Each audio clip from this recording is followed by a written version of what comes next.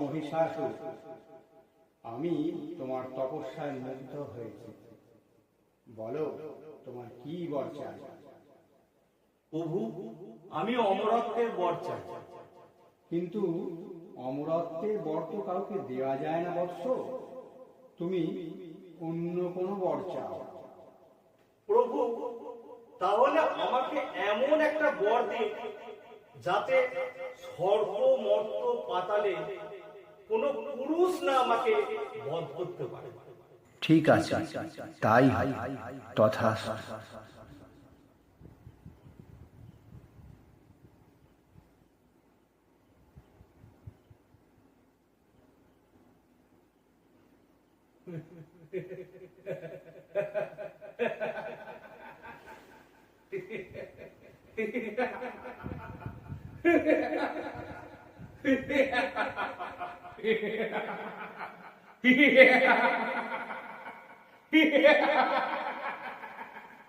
আমি চালাকি করে অমরত্বের বরটা নিয়ে নিয়েছি।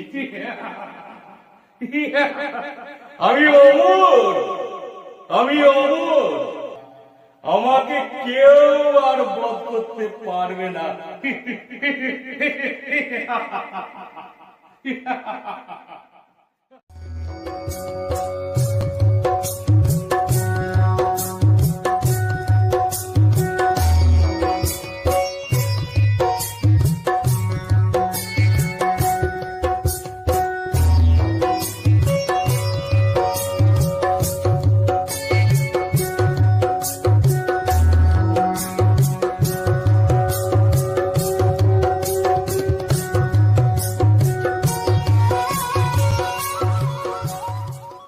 ইন্দ্রদেব, আপনি নিশ্চয়ই সব শুনেছেন।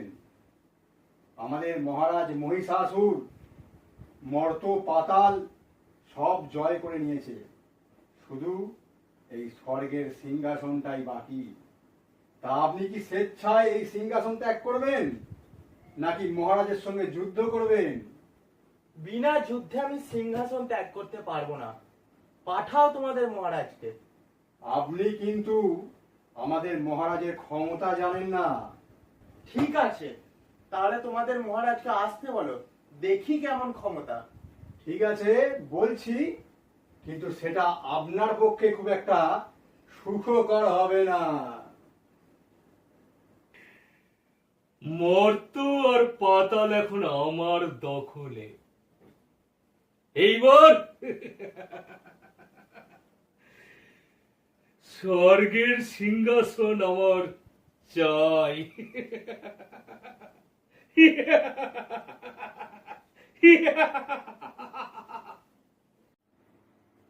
মহারাজ, ইন্দ্র আপনার সঙ্গে যুদ্ধ করবে বলেছে। ইন্দ্র?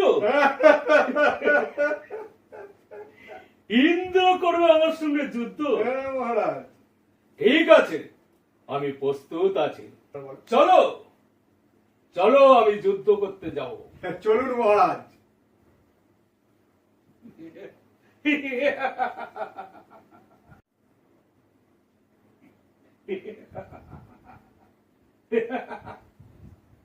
ইন্দ্র, ইন্দ্র, তুমি আমার সঙ্গে যুদ্ধ করবে বলেছ?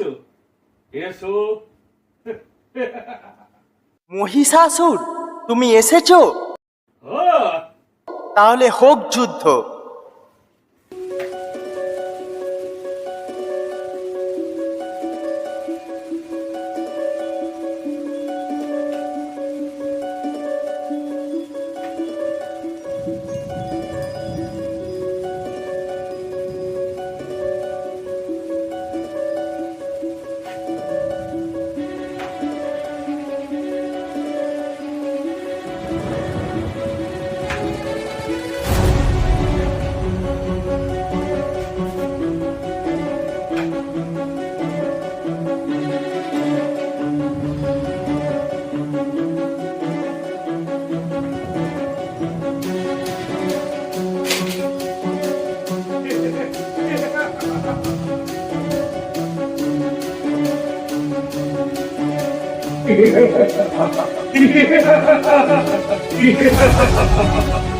এবার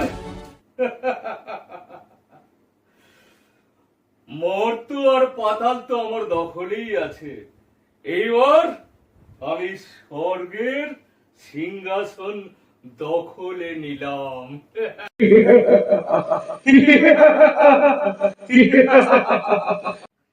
স্বর্গের সিংহাসন এখন আমার।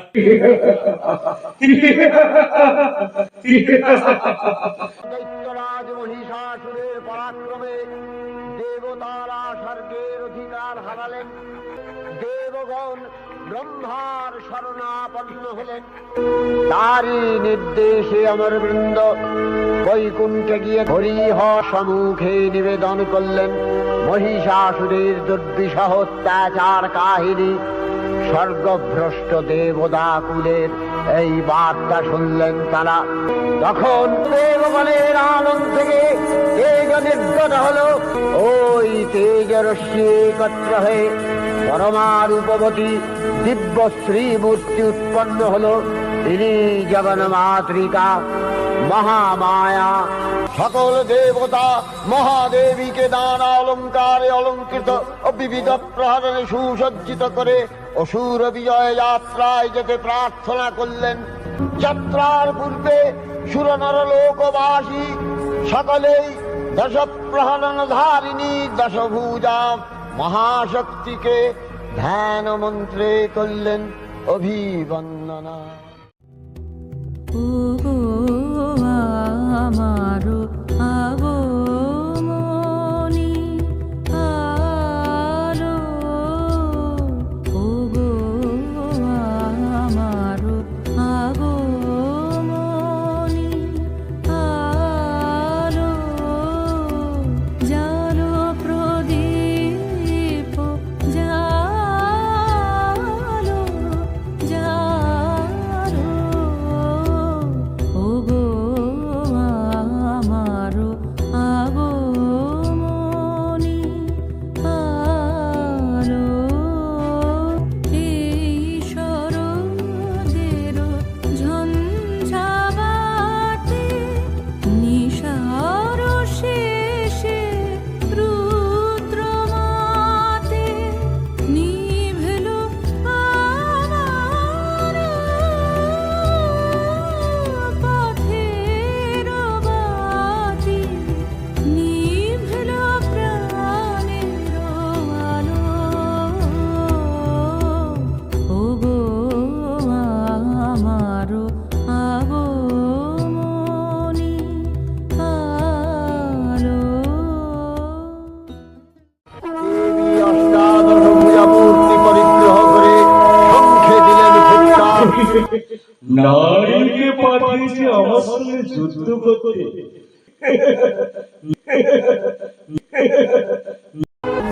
দেবীর সঙ্গে মহিষাসুরের প্রবল সংগ্রাম আরম্ভ হল। দেবীর অস্ত্রপ্রহারে সেনা ছিন্ন ভিন্ন হতে লাগল।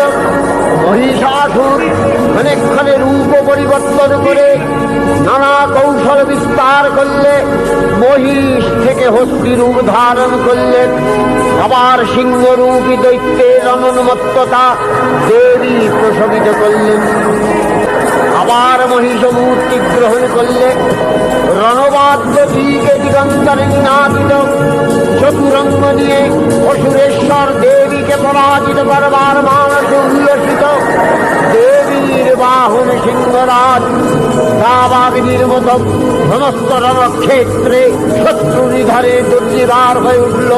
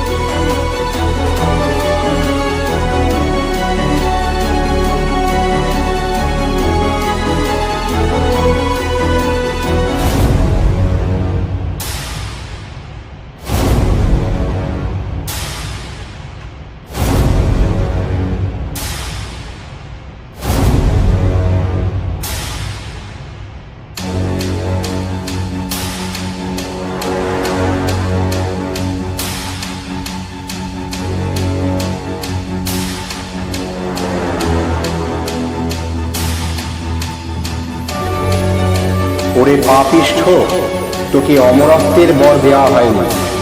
কোনো পুরুষের হাতে তোর বধ হবে না, মানে তুই অমর নয়। আজ তাই নারীর হাতেই তোর বধ হলো। দেবতাগণ সানন্দে দেখলেন দুর্গা মহিষাসুরকে শূলে বিদ্ধ করেছেন। হে দেবী চণ্ডিকা, তোমার পুণ্যস্তবগাথা ঐশ্বর্য, সৌভাগ্য, আরোগ্য, শত্রুহানি ও পরম মোক্ষ লাভের উপায় তোমার স্তব মন্ত্রে মানবলোকে জাগরিত হোক ভূমানন্দের অপূর্ব প্রেরণা।